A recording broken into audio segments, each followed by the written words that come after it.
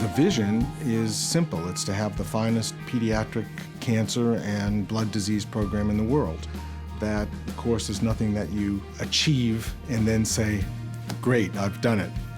We're now excellent. I think excellence is something that you continually strive for.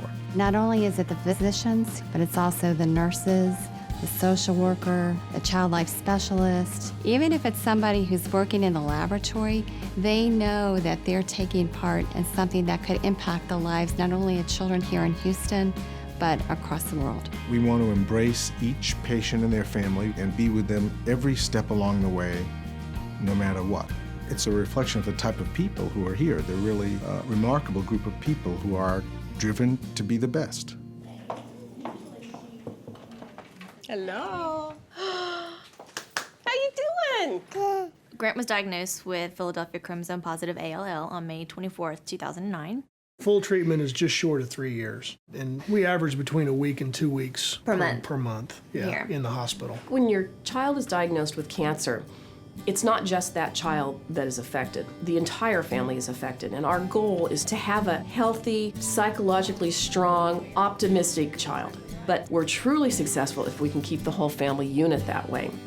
Grant is their patient, but we're sort of their patients too, and Claire's sort of their patient. You know, there's speed bumps along the way whenever you have this disease. Grant had this neurological episode. He lost the ability to walk. He lost the ability to sit up on his own. Well, we learned very quickly that it wasn't just Dr. Dreyer that was his doctor. It is a team. And what David and I have been most touched by is doctors that have not seen Grant but once or twice will stop us in the hallway and say, how is Grant doing? Everyone is part of the team. People tend to look at the doctor and think, you cured my child. I didn't cure your child.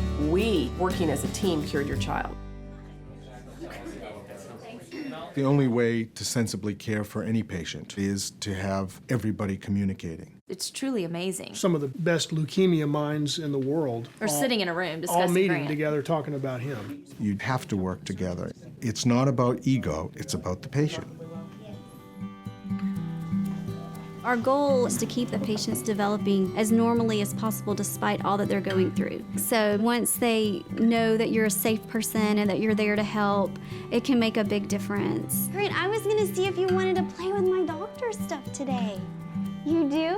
Whatever test or procedure they're gonna have, they might imagine it to be a lot worse than it really is. So we do a lot of medical play with the patients just to familiarize them with some of the equipment and things that they're gonna encounter. And when they have that understanding, they're not as afraid. Can you tell me why he has to have medicine?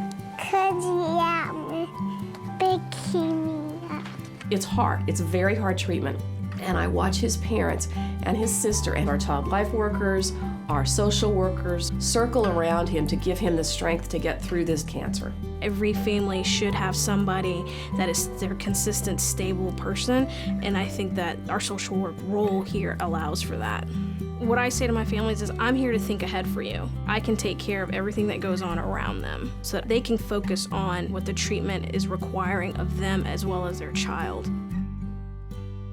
Purple Songs Can Fly is a recording studio here in the Cancer Center. I work with the children to write and record their own songs, and I've always believed that we all had a song inside. I've been dancing ballet since I was 4 years old. You know, I've always watched all the great musicals, and it's like, I want to be up there. When she was diagnosed, she had just been cast in a theater production. Going from that to laying in a hospital bed is really, really hard. And then to be given the opportunity to sing again, it's just incredible for her. I recorded it right there. We practiced it a few times and recorded me, and then I was done. And it was just amazing. I was like, wow, look at all what I accomplished today.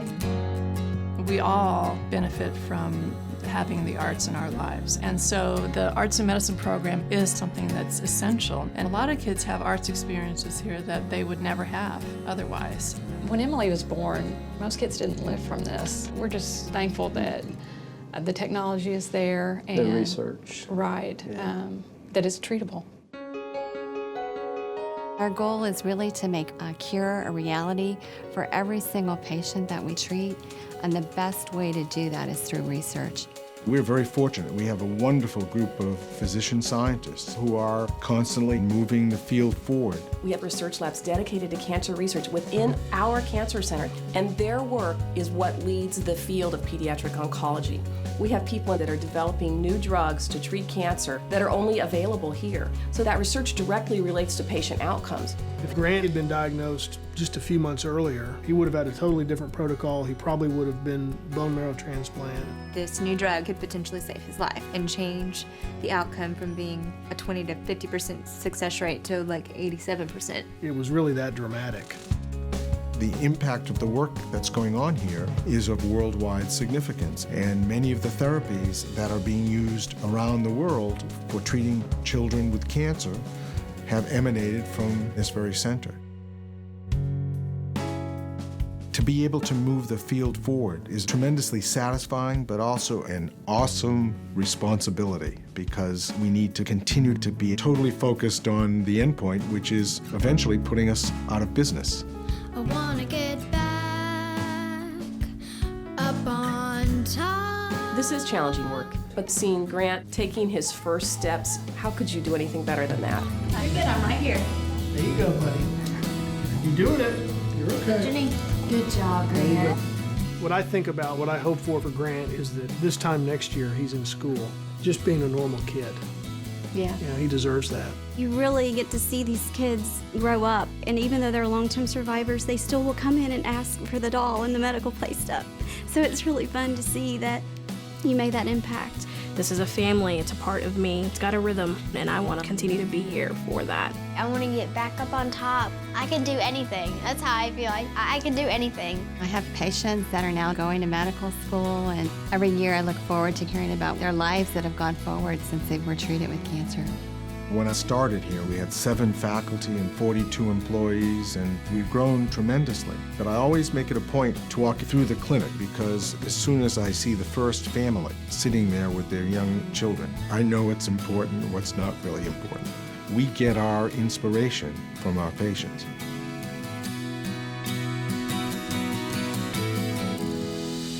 Gazing in the mirror, I see a warrior's face. Fully clothed in armor, no fear and no disgrace. A tear it never offers, a smile it always gives. No sadness doesn't show.